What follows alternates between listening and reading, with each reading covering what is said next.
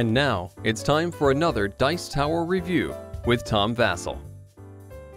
Hey folks, I'm Tom Vasel, and today we're taking a look at Hypnose, a Battle of the Minds. Now this is designed by a real hypnotist, and I think he was like, hey, we're going to bring hypnotism to gaming. It's a deck building style game. I don't know where I stand on hypnotism. I'm sure that it's a real thing. I spent a long time a year ago talking to an actual hypnotist, and he said it's very real. I guess it's one of those things that when I see it in person, maybe I'd believe it. But despite that, I'm not here to talk about hypnotism or whether it works or not, or whether you can use a hypnotism to attack other people in their dreams, or I don't really know what the theme of this game is. I'm here to tell you if the game is good or not. A deck building game. I like those, where you're taking and making your own deck. Let's take a look.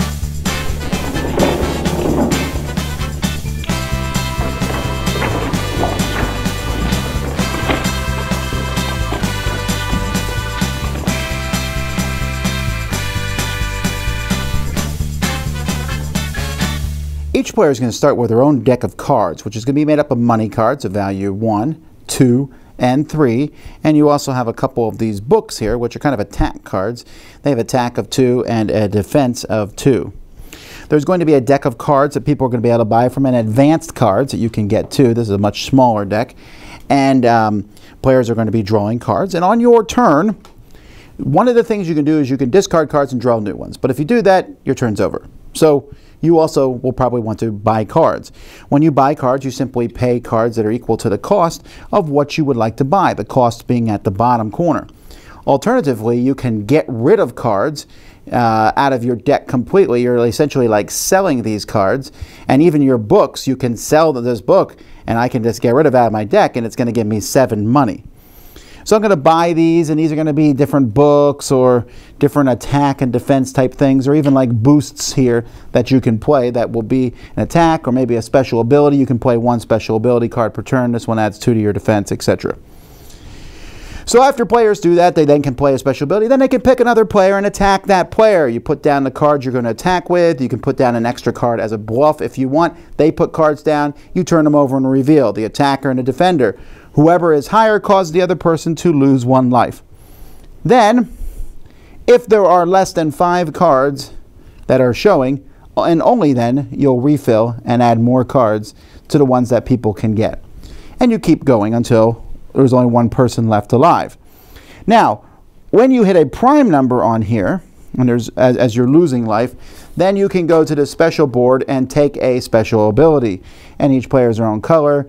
So I can give 1 card to the winner of the duel, take an expert card and put it under my discard pile. By the way, I mentioned these expert cards. They can be bought for 8, and they all do different things, although you have to look them up. This one here will double your attack. You can also buy a card off the top of the deck here for 6. You don't know what you're getting. I overpaid. This one costs 4. But I really needed this attack defense card or whatever. And that's it. You're just going to keep playing until 1 person reigns victorious.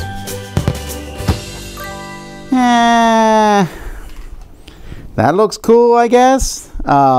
These gems look cool. This is hard to read though, the white on the black. And the cards themselves, I am not a fan of the art at all. It's just different people in here. They look like some anime. They don't even look like hypnotists, but whatever. That guy looks okay, I guess. The card art is very boring, and the back is kind of neat, but it's just, to me, the whole thing is just very blasé. It doesn't really show anything. And look, the designer put himself in the game. But yeah, I'm not impressed with how this game looks. The card quality itself is also not that great. Woo! This one's bad, folks. Stay away at all costs.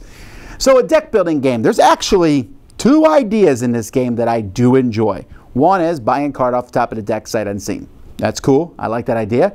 Another one is discarding a card forever and getting money that way. That's also nice. A way to cull your deck and get some money in the process. So both those things are cool. Everything else I dislike. Everything. The whole buying cards, boring. The cards are pretty simple, and yet I'm still looking things up in the book to see what these symbols do. Boring. The component quality of the game, blah. Do you want to know the worst rule of the game, though? That idiotic rule that you do not refill the row of 5 cards to purchase unless there is less than 3. Now let me explain how this works. On player 1, I buy a card out of 5. Player 2 buys a card out of 5. There are 3 left. Player 3 buys a card out of 5. Now there is only 2, so they fill up for the player 4. Player 3 is a little annoyed, but it is what it is. Player 1 says, you know what, I'm going to buy 2 of these. Player 4 buys 2 cards. Now there's 3 left. Player 1 buys one of those cards. There's now 2 left, and we fill back up. Player 2 says, you know, I'm going to buy 2 of these cards. It comes back to player 3 again. Player 3 has 3 cards to buy from. It's getting a little irritated. And who can blame him?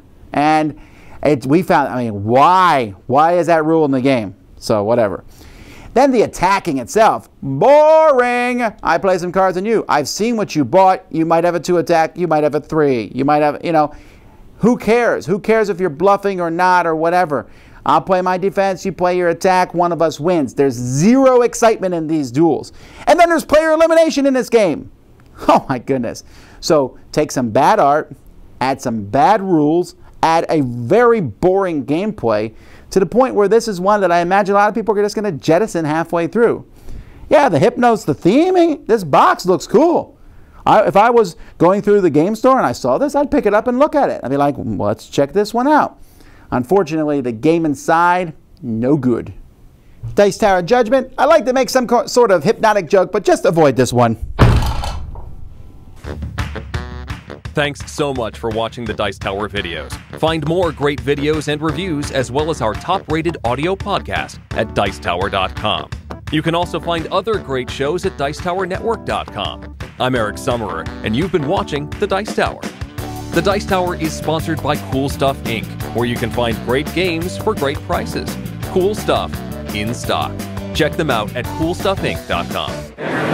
Shut the door.